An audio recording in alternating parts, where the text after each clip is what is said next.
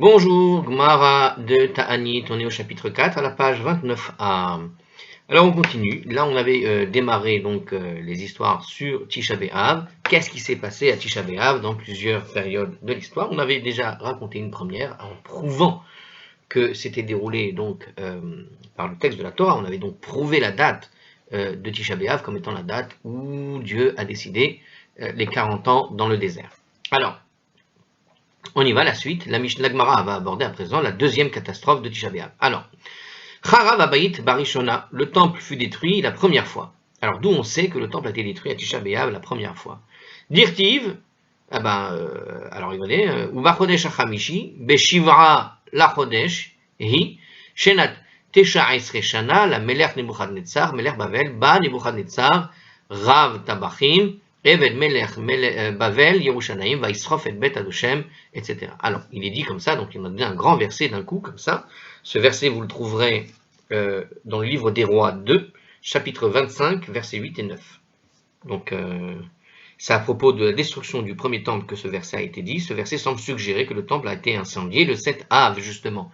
Donc, qu'est-ce qu'il est dit? C'est surprenant d'ailleurs. Alors, car il est écrit, et au 5e mois, le 7e jour du mois, donc 5e mois, c'est le mois de Av, dans la 19e année du roi Nebuchadnezzar, roi Nabucodonosor, pour ceux qui ne connaissent pas, roi de Babylone, vint Nebuzaradan, alors attendez, c'est les noms babyloniens ça, Nebuzaradan, le chef des bourreaux, serviteur du roi de Babylone, à Jérusalem, et il incendia la maison de Dieu. D'accord? Alors il continue, Urtiv, et il est écrit encore, Ubachodesh achamishi ba'asor la chodesh, hu shenat teshe esre shana la melech Nebuchadnezzar melech Bavel, ba Nevuzar Adan, Rav Tabachim, Amad lifni melech Bavel Yerushalayim. Et il est écrit ailleurs, alors c'est écrit cette fois-ci, où c'est écrit? Dans Jérémie, le chapitre 52, verset 12. Donc c'est un petit peu la suite. Il est écrit là-bas, donc ça corrobore les deux événements. Alors on y va, il est écrit ailleurs. Et au 5e mois, le 10e jour du mois, dans le 19e année du roi Nebuchadnezzar, Nabucodonosor, donc roi de Babylone, vint Nebuzaradan, oui, bon, alors chef des bourreaux, qui se tenait devant le roi de Babylone, à Jérusalem, etc. Donc on est tout simplement un texte qui corrobore. Alors c'est une citation complète de Jérémie 52, verset 12. Le verset suivant poursuit. Donc dans la suite de la citation dans Jérémie 52, 12, en fait, s'il y a la suite elle dit comme ça, nous dit le Hartscroll, et il a incendié la maison de Hachem.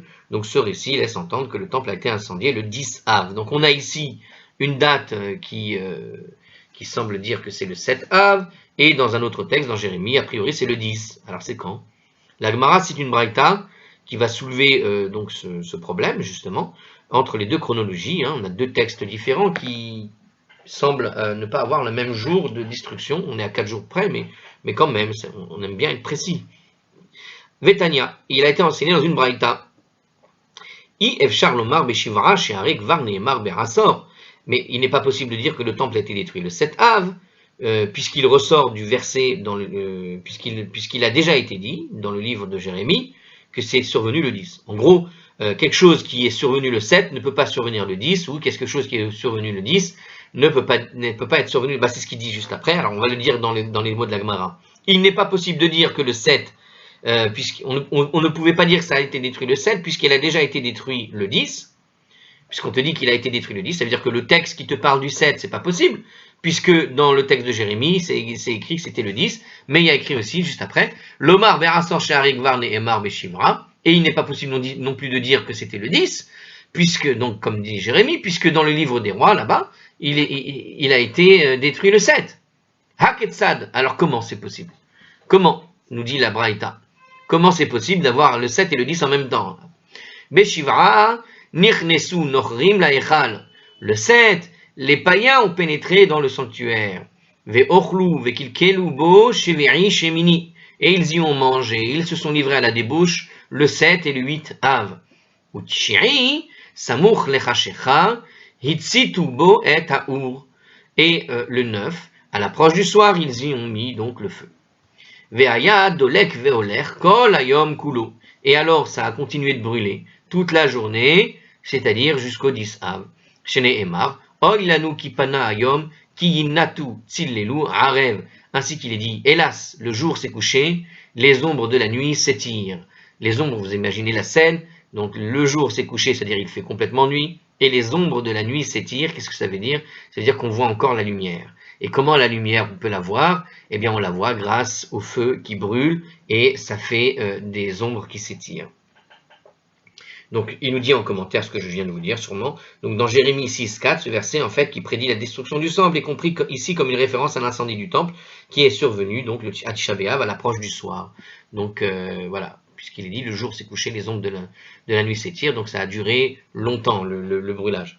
Ainsi, la Braïta explique que le verset extrait du livre des rois fournit la date de l'incursion initiale de Nebuzaradan dans le temple, le 7 Av, tandis que le verset qui est extrait du livre de Jérémie a donné une date réelle de l'incendie du temple. Voilà, ça explique les choses, c'est pas mal. Alors on continue, le 10 Av. Hein. Donc l'incendie du temple s'est fait, en fait, le 10 Av, on va dire, ça a commencé à brûler le 9, ça s'est poursuivi jusqu'au 10, quoi. Si j'ai bien compris. Hein. Mais l'incendie, il est vers la fin, vers le 10. Ouais, donc ça a déjà brûlé. Alors que le départ de feu a commencé le 9. Et quand est-ce que le temple, en quelque sorte, a cessé de fonctionner, et ça a commencé déjà la catastrophe, à partir du moment où les soldats ont investi le lieu et s'y sont mis à la débauche le 7. Voilà comment ça se goupille. Alors, Verhayinu, de Amar, Rabbi Yochanan. Et c'est ce que Rabbi Yochanan a dit à propos de la Braïta, justement, dans lequel on dit que le temple a brûlé principalement le 10 Av. Il m'allait Hayiti Beoto Ador, Lo Kavativ et la Barasiris. J'avais été présent dans cette génération-là. Hein. Je n'aurais pas fait la date de Tisha B'Av, donc du jeûne de commémoration. Je l'aurais pas fait le 9, je l'aurais fixé le 10. Je l'aurais fixé comme date que le 10 Av, puisque la majorité du feu s'est déroulé en fait le 10 Av. Mipene chez Rouvo Shel Echal Bon Israv, donc parce que ce n'est qu'alors que la majeure partie du sanctuaire a réellement brûlé. Donc le départ du feu c'était le 9. L'Agmara explique une autre opinion. Verabanan, eux, ils disent, les sages, qui malgré tout, on a bien vu que c'est bien le 10 que ça a brûlé le plus, malgré tout, qu'est-ce qu'ils ont fait? Ils ont établi donc le 9 Av. Pourquoi? Itralta, Defur Anuta, Radifa. Il est préférable de mettre une commémoration sur le commencement de la catastrophe plutôt qu'au moment le plus, le plus fort de la catastrophe elle-même. D'accord? Le départ de feu, et tu commémores une catastrophe quand ça démarre, pas quand ça termine ou quand c'est au maximum de sa catastrophe. Les commémorations, elles démarrent. C'est mieux, c'est préférable, disent les sages, c'est vraiment intelligent. On fait les commémorations à partir du déclenchement de la catastrophe. Voilà. Donc si demain, Chas Shalom, il y avait par exemple, je ne sais quoi, moi, une famine dans un pays particulier et qu'on veut commémorer cette famine pour ne pas que ça se reproduise, tu commémores pas la famine quand il y a eu les millions de morts, tu commémores la famine dès que ça a démarré, dès que tu as compris que la pluie n'est pas venue au dernier jour possible, par exemple, je ne sais pas, hein, voilà, ce genre de... c'est pas au plus fort de la catastrophe qu'on fait une commémoration, c'est à son commencement, c'est une vraie leçon là. Alors on continue. La Gemara aborde la troisième catastrophe, donc on a fini avec ce concept, la première, d'accord, donc, la deuxième catastrophe, voilà, donc, quelle était la troisième catastrophe? Le deuxième mois, alors deuxième fois, où Bashnia nous disait la Mishnah, Bashnia, qu'est-ce qui s'est passé? Bashnia, c'est-à-dire que la première fois, le temple a été détruit, et une deuxième fois, il a été détruit encore, 450 ans plus tard, hein, donc en l'an 70 de notre ère, le temple a donc été détruit à Tisha B'Av. Menalan, et d'où est-ce qu'on sait cela? Eh bien, on ne le sait pas parce que c'est écrit dans Flavius Joseph ou ailleurs, car il a été enseigné dans une braïta, d'Etania, parce qu'il est enseigné dans une braïta. Megalgelin zechut leyom zakai vechova leyom chayav. On amène d'heureux événements sous un jour favorable et des événements funestes sous un jour de mauvais augure. Donc, c'est un principe de la braïta qui dit la chose suivante. Il y a une braïta qui nous explique en gros, il y a des jours propices à amener des événements heureux, puis il y a des jours propices à amener des catastrophes, tout simplement. Voilà. Il y a des jours de poisse et des jours de chance, si je puis dire. Alors il nous dit comme ça, Amrou, ils ont expliqué ce principe pour le démontrer, la preuve, lorsque le temple a été détruit pour la première fois, Otoayom Erev Tisha B'Av, c'était exactement le même jour où on était l'après-midi de Tisha B'Av. Quoique l'expression Erev Tisha B'Av veut dire en fait la veille de Tisha B'Av, d'ailleurs on a vu tout à l'heure qu'on avait traduit Erev Tisha B'Av comme étant la nuit même du Tisha B'Av, pour le cas des explorateurs. Donc normalement, quand on dit Erev Tisha B'Av, ça veut dire la veille. Mais il faut prendre ici au sens de l'après-midi de Tisha B'Av, c'est-à-dire, d'autres textes d'ailleurs, nous dit ici le ArtScroll, il semble qu'on nommait le mot Erev. Et c'est une explication, en tout cas dans le premier cas, du Maharsha, qui nous dit qu'il faut le comprendre dans le sens de l'après-midi. Mais on peut tout à fait le comprendre aussi dans le sens de ce que nous avait déjà établi la Gemara précédemment, sur le sujet qu'on avait discuté dans la vidéo d'avant, ou dans cette vidéo, je ne me rappelle plus, ça va un peu vite, à propos de Erev Tisha B'Av sur le sujet des explorateurs, puisqu'il y avait exactement le même terme utilisé, sauf que d'autres versions existaient pour dire la nuit même de Tisha B'Av. Bon. En tout cas, on est dans la même configuration ici. Et il nous dit la suite de la Braïta. Alors, donc, il nous dit que les jours propices à la joie sont des jours joyeux, et les jours négatifs sont des jours qui amènent des catastrophes. Alors, Umotsa et Shabbat nous dit, alors justement, la preuve, c'est à propos de... Donc, la première fois, le temple a été détruit à Tisha B'Av, la veille de l'après-midi de Tisha B'Av, Umotsa et Shabbat, Haya, et c'était le lendemain du Shabbat. Umotsa et Sheverit, Haïta, et c'était à l'issue de la Sheverit, ça veut dire l'année qui suit la Shemitah. Umishmarta Shel le Yehoyariv Haïta, et c'était aussi le Mishmar de Yehoyariv qui officiait à ce moment-là. Donc on était dans un moment très spécial, donc, comme il a été expliqué à la page 15b, les Kohanim étaient répartis en 24 groupes qui sont appelés les Mishmarot, et Mishmar au singulier, et qui officiaient à tour de rôle au temple. La Braïta indique qu'au moment de la première destruction, le Mishmar de service était celui de Yehoyariv, justement. D'accord? C'était une des familles des Mishmarot. Donc, c'était le Mishmar de Yehoyariv ce soir-là, à l'issue de la Shevi'it, de la 7e année de la Shemitah, et qui était en plus le lendemain de Motzai Shabbat. On était juste à Motzai Shabbat de Tisha B'Av l'après-midi. Ve'alviim ayu omrim, shira, ve'omdim al duchanam, et les Lévi'im chantaient le cantique debout sur l'estrade là-bas, qui était spécialement fait pour eux, nous dit le ArtScroll, comme ils avaient l'habitude de le faire pour accompagner le service des sacrifices. Ou mashira ayu omrim, et quel était le chant qu'ils étaient en train de chanter à ce moment-là? Vayeshev alehem et onam uvra'atam yatzmitem, et il a retourné contre leur propre violence, et avec leur propre méchanceté, les retranchera, nous dit le texte ici. Donc c'est un texte qui vient de quel psaume? Le psaume 94, 23. Bien que ce psaume fût réservé au service du mercredi, et non à celui de dimanche, d'accord? Ok, c'est celui du mercredi, ok. Donc il nous dit que normalement c'était le psaume de mercredi. Alors, qu'est-ce qui s'est passé? Et non celui de dimanche, puisqu'on était à Motzai Shabbat, c'est qu'on était Yom Rishon. La providence divine a suscité à cet instant précis ce verset de mauvais augure, comme pour dire, les fautes des Juifs ont amené Dieu à les punir sévèrement dans la bouche des Lévis. Parce qu'on voit que ce texte est assez dur, il a retourné contre leur propre violence, et avec leur propre méchanceté, les a retranchés, les retranchera. Donc on est dans un psaume qui est assez dur, en tout cas, on parle de Rechaïm et qui mérite une sorte de punition. Et donc là, il s'avère qu'ils l'ont récité le soir même de Tisha B'Av.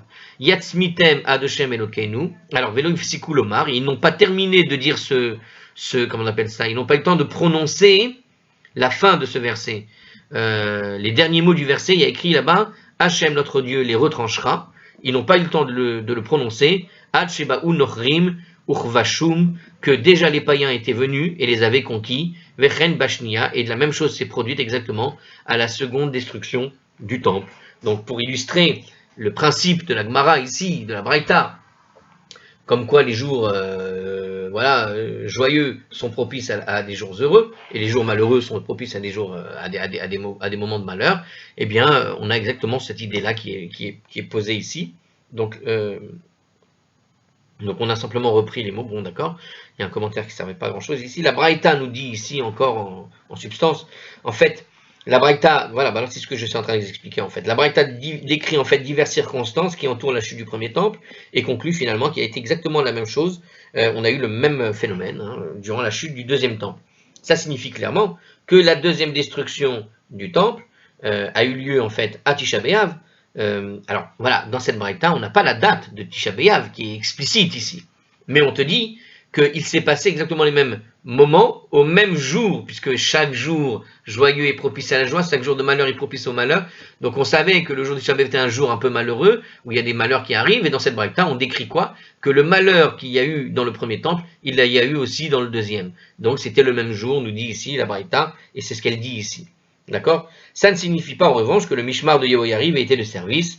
Ça veut dire qu'ici, c'est vrai qu'il s'est passé la même chose, mais a priori, la famille Yehoyariv avait été déjà décimée, je pense. Alors en effet, aucun Mishmar de ce nom n'existait à l'époque du deuxième temple. Voilà, d'ailleurs il le dit.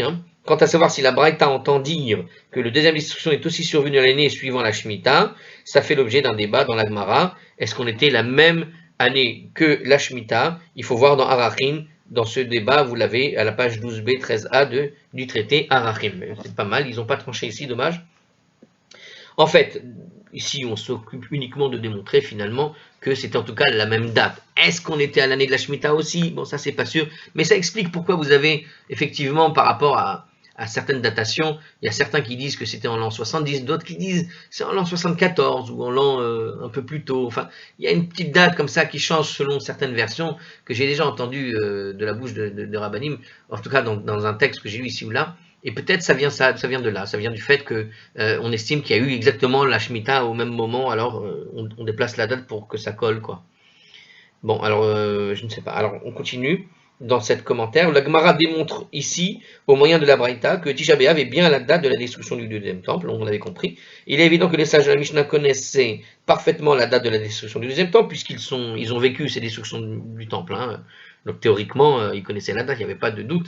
Quand on parle de Rabbi Akiva, Rabbi Shimon ben Gamliel, enfin, ce sont des gens qui ont vécu durant la période du temple. Rabbi Yochanan ben Zakkai, avec l'histoire qui lui est arrivée quand il est sorti, il s'est échappé du temple dans un cercueil. Et comme ce sont des rabbinim qui sont parfois cités dans le Talmud, tu penses bien que ces rabbins de la Mishnah ont vécu la destruction du temple. Donc les sages de la Mishnah connaissaient parfaitement la date de la destruction du deuxième temple, survenue justement à l'époque de la Mishnah, nous dit le Meiri. Mais la Gemara fait remarquer qu'il n'aurait pas pu être autrement vu que le malheur survient à un moment de mauvaise augure. Donc en fait, ce que nous disait cette Gemara, parce qu'il connaissait la date évidemment de la destruction du temple, donc quand la Mishnah, la Braïta, donc des gens de la période de la Mishnah qui ont vécu tout ça en direct, disent cette chose-là, ils disent voilà, quand ça s'est déroulé à la même date, parce qu'il n'y avait pas d'autre choix que ça se déroule à la même date. C'est comme ça que fonctionne le monde, tel que Dieu l'a établi. Des jours de mauvais augure sont des jours où il peut arriver des malheurs. Voilà.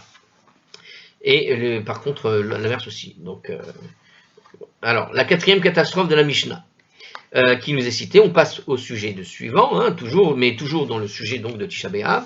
Donc c'était Bétar, Nilkeda Bétar. Bétar fut conquise. La ville de Bétar, donc je rappelle, c'est une ville qui était dans le sud plus ou moins de Jérusalem. Et c'était la ville. Alors c'est marrant, il n'y a pas du tout voilà, c'est tout ce qu'il dit. Regardez ce qu'il dit, Gemara. Comme on a vu dans plusieurs cas, c'est une tradition de savoir que c'est le 9 av que ça a été détruit. Mais il ne raconte pas l'histoire, regardez. Ils doivent la raconter ailleurs, il n'y a pas de commentaire non plus.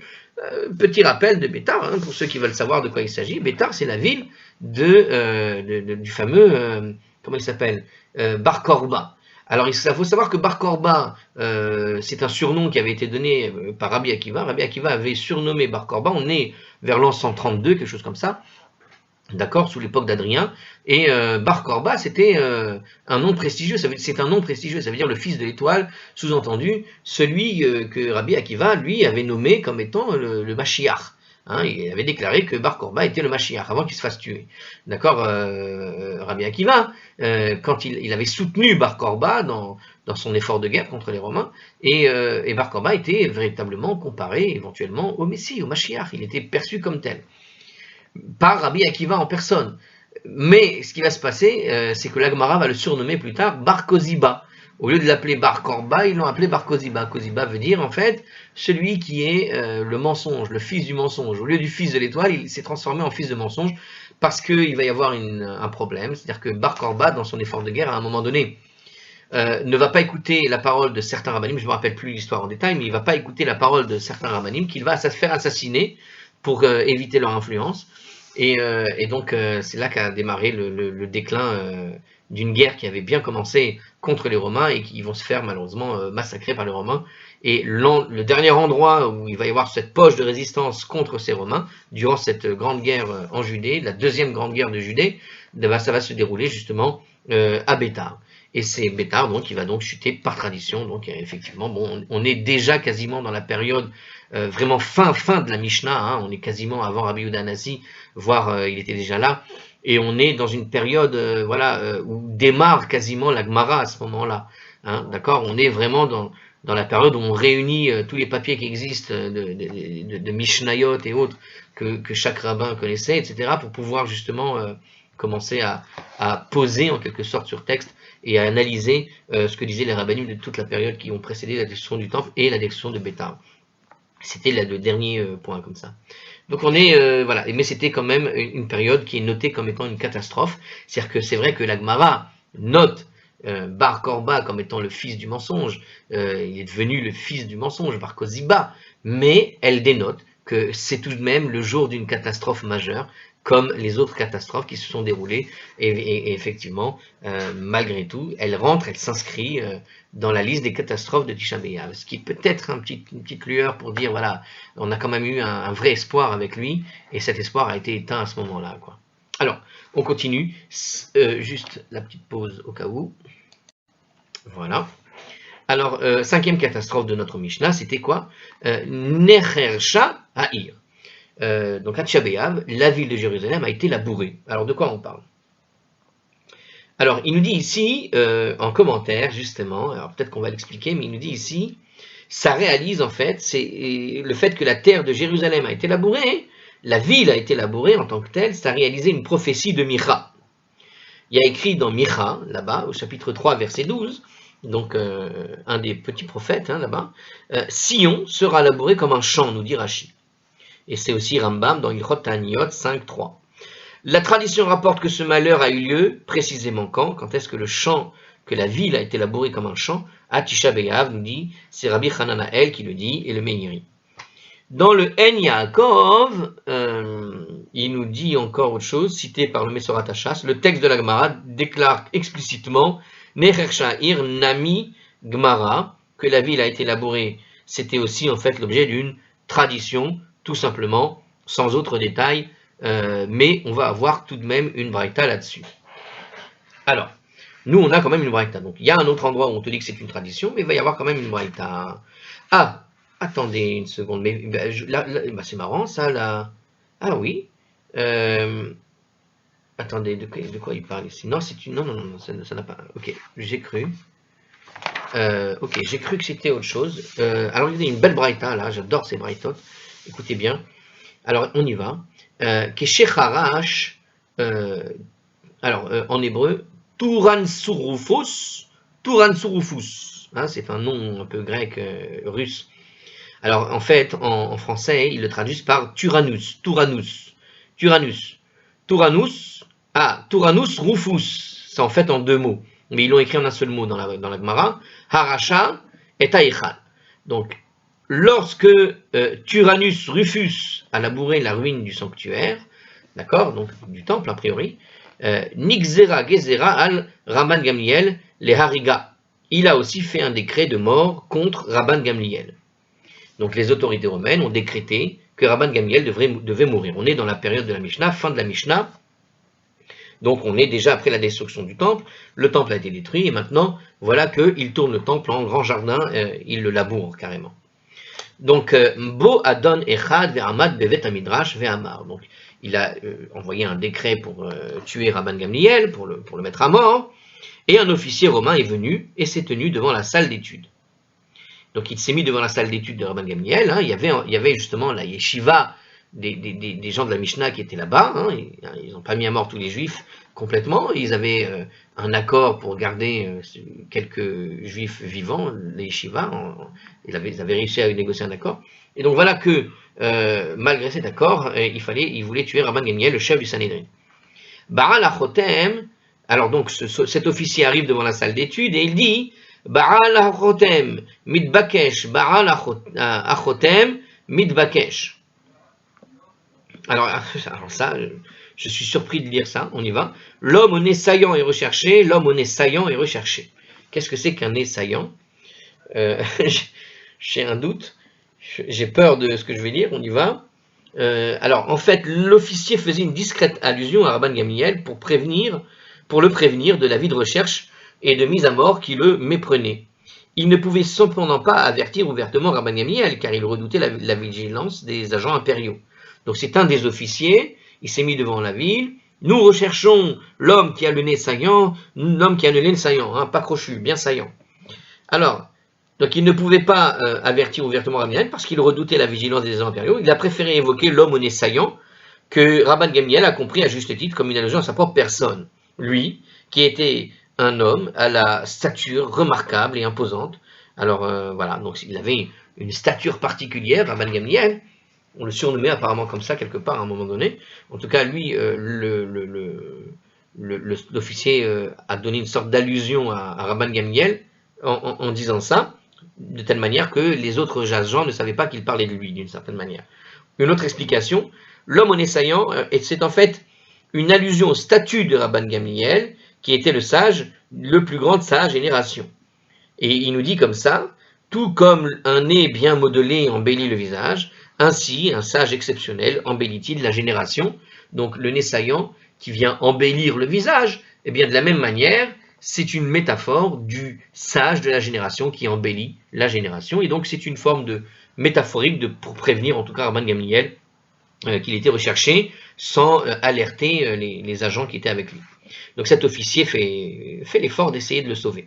Shama Rabban Gamliel, Azal Tasha Minayu.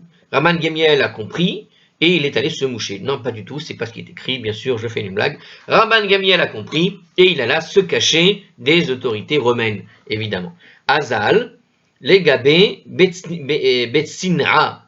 L'officier romain alla discrètement vers lui. Rabban Gamliel, donc il l'a sauvé, il est allé se cacher, et maintenant cet officier savait où il se cachait, apparemment, et il est allé le voir discrètement. Amarle, I matsilna lach, maitit li le alma deate. Il lui a posé la question comme ça. Si je te sauve de cette mort, puisqu'on est venu pour t'attraper et te tuer, est-ce que tu m'amèneras au monde à venir? Amarle, hen. Rabban Gamliel lui a répondu, oui. Amarle, ishtabarli. L'officier lui dit, jure-le-moi. Ishtabarle, il lui a juré, Rabban Gamliel lui a juré qu'il l'amènera avec lui au monde futur. Salik le igra, nafil umit. L'officier monta sur le toit et il tomba et il en mourut pour sauver Rabban Gamliel. Il a fait ça en fait. En faisant ça en fait, il a détourné les agents romains et de cette manière-là, il a pu s'échapper derrière, j'imagine la scène. Hein. Ugmire, dechi gazre, gazerta umit chad minayehu, mi batele le gazariatayehu, l'ixertayehu. Parce qu'il y avait à Rome une tradition qui voulait... Alors voilà pourquoi. Alors moi j'ai donné une explication comme ça un peu cinématographique.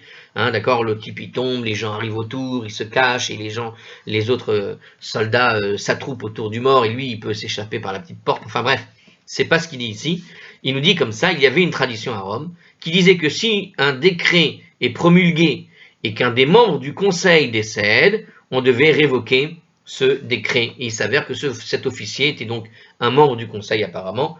Donc il dit comme ça, alors il nous explique, hein, pour les Romains, la mort d'un membre du conseil est le signe d'une erreur de jugement dans la promulgation du décret. Par conséquent, la condamnation à mort de Rabban Gamliel fut annulée. Hein, les Romains étaient très superstitieux, hein, et leur religion, ils avaient des règles, et ça c'est une de leurs règles par exemple. D'accord, hein. D'ailleurs, sachez que quand ils ont détruit le temple, les Romains n'étaient pas rassurés parce que dans l'esprit du monde romain, il faut savoir qu'ils ont cette idée de la paix des cieux, la paix des dieux. Donc, quand un bâtiment religieux, vieux, attesté, est détruit, et par leurs mains en plus, d'une certaine manière, ils se sentaient déjà coupables, non pas vis-à-vis des Juifs, mais en tout cas vis-à-vis du Dieu des Juifs, dans leur perception des choses. Hein. Ils ont une religiosité particulière, hein, les Romains. Et ici, voilà un exemple où ils ont une sorte de règle, de signe divinatoire. Si un homme de haut rang meurt alors qu'il y a eu un décret qui a été promulgué contre une personne, et voilà que les gens qui étaient censés s'occuper de cette histoire, il meurt pour X raison, eh bien on doit annuler le décret. Voilà, ça sauve la personne en question qui était visée par le décret, puisque une des personnes qui était envoyée, un officier, quelqu'un d'une stature qui fait partie du conseil ou je ne sais quoi, voilà, il meurt. Donc on devait révoquer le décret. Et donc, du coup, qu'est-ce qui s'est passé? Yatzta Batkol ve Amra, une voix céleste sortit et dit Adonze Mezuman lechaya olamaba, cet officier est prêt pour la vie du monde à venir. Tanu Rabanan, les sages ont enseigné dans une autre braïta, donc une extraordinaire histoire. Alors, par contre, ça n'illustre pas particulièrement, en fait, l'histoire de la ville de Jérusalem qui a été labourée ici, en fait. Donc c'est tout simplement une braïta, et c'est pour ça que le commentaire précédent nous a dit, en fait, il existe une version où il y a écrit Gemara et point barre. Parce que au niveau de l'histoire, ici, on n'a pas réellement de rapport avec le 9 Av et le sujet qu'on était en train de traiter, c'est-à-dire la 5e catastrophe, la 4e catastrophe à Tisha B'Av. Il n'y a pas vraiment de rapport là. Alors on va voir une autre histoire, on va voir. Peut-être c'est la suite de cette histoire-là, et l'histoire est comprise dans la Braïta, et puis c'est tout. Alors, Tanu Rabanan, les sages ont enseigné dans une autre Braïta, nous dit ici le Scroll, donc c'est bien une autre Braïta. Mishech Harav Abayit Varishona, lorsque le temple a été détruit pour la première fois, Nitkabetsu Kitot, Shel Pireche Kehuna, Umaftechot Ha'echal Beyadan. Donc je répète, alors on ne va pas le répéter, on va le dire en français. Alors se sont rassemblés les nombreux groupes de jeunes Kohanim, les clés du sanctuaire dans leurs mains. Donc la première fois, au premier temple, quand il a été détruit, les Kohanim se sont rassemblés avec les clés du sanctuaire. Ve'alu lagag ha'echal, et ils sont montés sur le toit du sanctuaire. Ve'amru lefanav ribono shel olam, et ils dirent devant Dieu, maître de l'univers, Ho'il velo zachinu lihiot gizbarin ne'emanim, puisque nous n'avons pas mérité d'être de fidèles gardiens du temple. Yiyu maftechot mesurot lecha, que les clés te soient remises. Uzrakum kalpe ma'ala, et ils jetèrent les clés en direction du ciel. Veyatseta ke'en pisatiad, et une sorte de plume de main jaillit du ciel, comme une sorte de, alors c'est bizarre ça encore, une sorte de paume, pardon, pas de plume, c'est moi qui ai mal lu. Donc une sorte de paume de main jaillit du ciel, comme une paume, quelque chose est apparu du ciel, sous la forme d'une paume, donc. Vekiblatan mehen, elle reçut les clés, elle reçut les clés, comme ça. Vehem, kafsu venafelu les tochaou, et eux ensuite, les Kohanim sautèrent, et ils tombèrent dans les flammes qui consumaient le temple. Va'alehen konen Yeshaya ou Anavi, et c'est à leur sujet que se lamente Isaïe, lorsqu'il déclare Masa ge chizayon malach efoki alit kulach legagot. Oracle sur la vallée de la vision, c'est-à-dire que Isaïe, il y a beaucoup d'étranges phrases dans Isaïe qui sont souvent, la plupart du temps, des visions sur le futur. Alors Isaïe a précédé la destruction du premier temple, donc il a eu une vision sur la destruction du premier temple, et il disait comme ça, donc oracle sur la vallée de la vision, d'accord, c'est-à-dire Jérusalem, puisque si vous êtes déjà allé à Jérusalem, vous observez que l'ensemble de la ville peut être observé de certaines collines aux alentours, et quand vous arrivez, on a un vrai panorama. Donc cette idée de la vision, c'est cette idée de panorama. En fait, on pourrait dire oracle de la vallée qu'on peut voir par le panorama, donc de la vision, c'est-à-dire Jérusalem. Qu'as-tu donc à monter toute entière sur les toits? Qu'as-tu donc à monter toute entière sur les toits? Teshuot malea iromia kiria aliza Chalalayich lochalelecherev velomete milchama. Naguère, pleine de tumulte, faubourg allègre, tes morts n'ont pas été victimes du glaive, ni ont péri dans la guerre. Donc il y a une allusion à Kohanim qui sont montés des toits, qui sont morts par le feu, en sautant du toit, quoi. Puisqu'il dit ici, ils ne sont pas morts par le glaive, ils ne sont pas morts dans la guerre, mais ils sont morts en rendant les clés, d'une certaine manière. Donc ici, on a ce passage qui vient d'Isaïe, chapitre 22, le verset 1 et 2. Hein. Donc c'est la vallée de la vision. Donc comme le dit, en fait c'est Rachi qui explique que la vallée de la vision, ça fait allusion à Jérusalem. Et c'est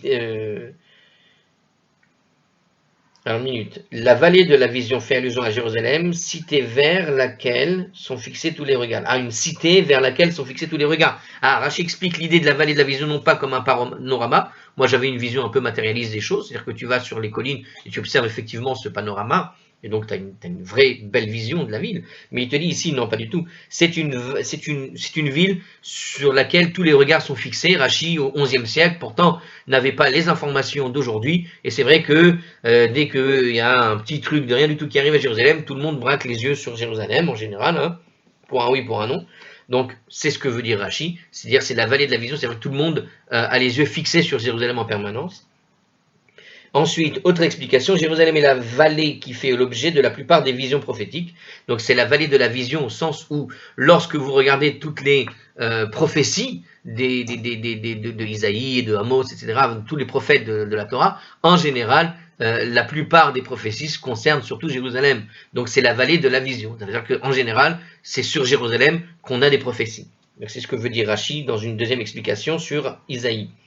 Le verset... Donc en fait, si vous allez sur Isaïe, vous voyez le Rachi de Isaïe qui vous explique ça, hein, si j'ai bien compris. Alors le verset est perçu comme une sorte d'allusion aux jeunes Kohanim, parce qu'ils n'ont pas péri dans les combats, mais sont montés sur le toit du temple, sautés dans les flammes, et ils ont trouvé la mort. Donc ça, on avait compris. Alors, Af, Be'akadosh Baruch Hu Nehemar, également au sujet du Saint, béni soit-il. Il est dit, justement, quelques versets plus loin, si on peut s'exprimer comme ça, mais kar veshora el hahar, il gémit et se lamente sur la montagne de Sion qui a été dévastée. C'est comme si Dieu se plaint et se lamente de ce qui s'est produit. Alors voici le verset dans l'intégralité, nous propose Artscroll, donc c'est toujours dans Isaïe, le verset 5. Ki yom mehuma umevusa ladonai Elokim tsevaot ben yechizayon mekarkar kir veshora el hahar. Et il dit comme ça, le sens simple du verset, car c'est un jour de trouble, de ruine, de l'effarement qu'a décrété Dieu, le Seigneur des légions dans la vallée de la vision. On abat les murailles, et les rescapés hurlent dans la fuite vers la montagne, et il faut voir là-bas, effectivement, Rachi qui explique un peu comment comprendre le texte. La Braïta, par contre, interprète les mots Mekar Kir, littéralement abattre les murailles au sens de gémir, Veshora au sens de hurler, au sens de se lamenter. Autrement dit, en fait, on peut avoir deux sens sur les mots, hein, on peut les lire de deux manières différentes, qui donnent deux sens différents. Donc un sens, c'est la muraille qui s'écroule, et bien évidemment, on pense à Jérusalem qui est détruite, la muraille, etc. On a vu le 17 Tammuz, mais en réalité, on peut aussi l'idée de gémissement, Dieu qui gémit, ou Dieu qui hurle en se lamentant. Ça veut dire, pour ainsi dire, il se lamente de ce qu'il a été obligé de faire à sa sainte montagne, nous dit Rachi. Ça me rappelle, justement, vous vous rappelez de cette notion qu'on avait vue au début de Ta'anit, je ne sais plus où, à propos de la sécheresse. Quand Dieu n'apporte pas la pluie, c'est pas qu'il n'a pas envie d'apporter la pluie, mais c'est un petit peu pour dire, si je t'apporte la pluie maintenant, c'est pas le moment parce que tu n'as pas le mérite pour que cette pluie te soit bénéfique.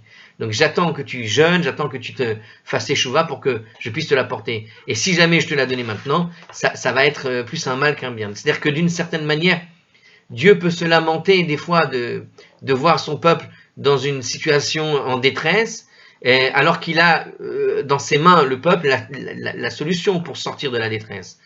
C'est la teshuva, justement. Il y a toujours cette idée qui a été plusieurs fois présentée dans le livre de Ta'anit. Alors, on va démarrer, mais vraiment pour la forme, la suite, parce qu'on est juste avec les deux dernières lignes, et on fera ça dans une autre vidéo pour la suite. Donc, juste pour la forme, on va le dire rapidement, ce que disait la fin de cette page, et donc on était en train de parler, c'est pourquoi, lorsque Av commence, on doit réduire la joie, etc. Amar Rav Yehuda Beri de Rav Shmuel Bereshilad Mishme de Rav. Yehuda, le fils de Rav Shmuel Barshi, l'a dit au nom de Rav. De même que lorsqu'on commence Av, on réduit la joie, de même lorsqu'on commence Adar, on doit augmenter la joie. Et on peut terminer sur cette belle parole. Et on reprendra ce passage dans la prochaine vidéo. À la prochaine.